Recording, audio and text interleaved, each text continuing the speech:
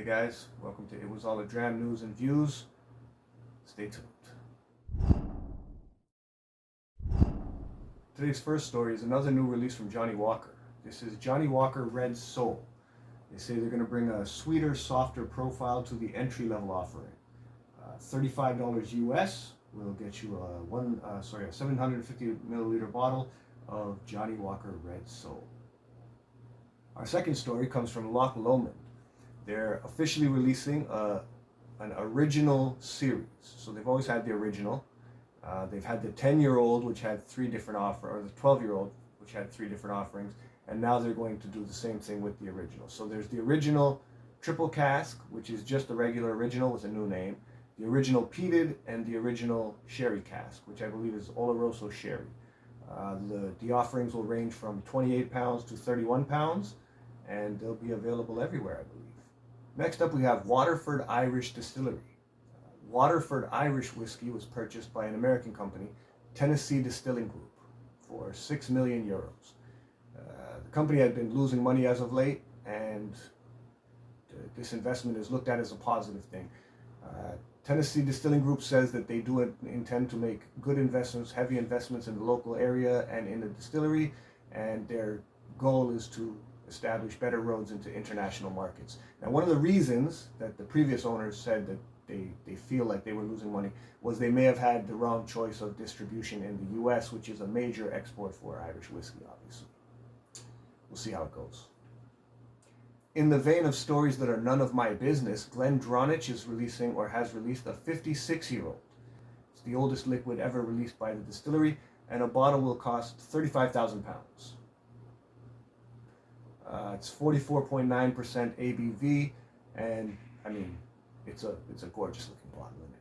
So what happened with this is it was aged from 1968 in, I believe, Oloroso sherry, and then in 2014 it was transferred to PX sherry, and after 56 years combined, it's been released now for 35,000 pounds. If you're interested, I know I am.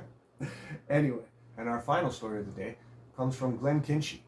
The Lowland Distillery has released a 30-year-old whiskey called A Richness of Sparrows. Now, for those that are unaware, a richness is what they call a flock of sparrows.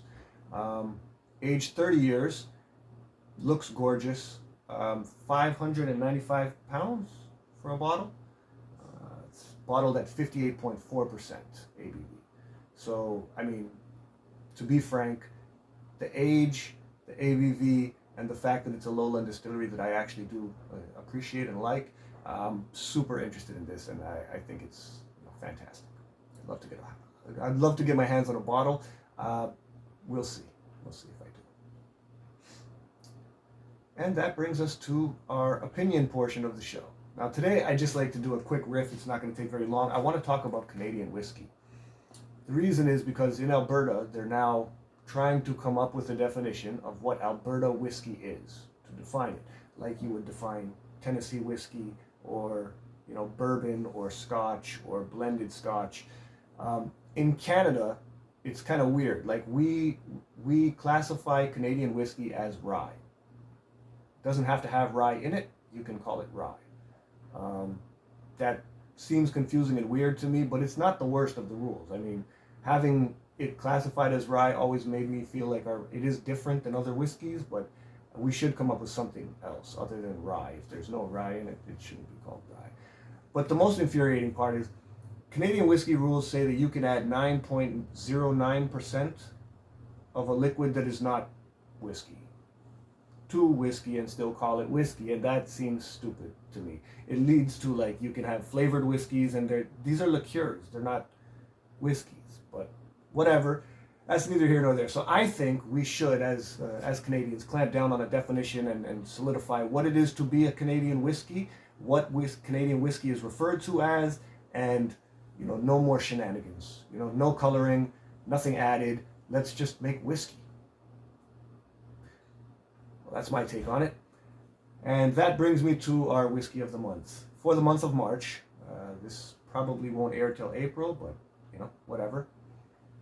And my whiskey of the month is Alberta Distilling Company, number 1, aged 23 years. All right, now unlike some whiskeys, this is 100% rye. Aged 23 years, good old Alberta whiskey. It's not cheap. It's going to cost you $130 to $160 for a bottle, but it's bottled at 50%. And you're going to get a range of flavors, from poached pears to chocolate, some almonds. There's definitely the rye spice and the oakiness. It is a fantastic dram. Again, that's Alberta Distillers Limited, Canadian rye, aged 23 years. Till next time.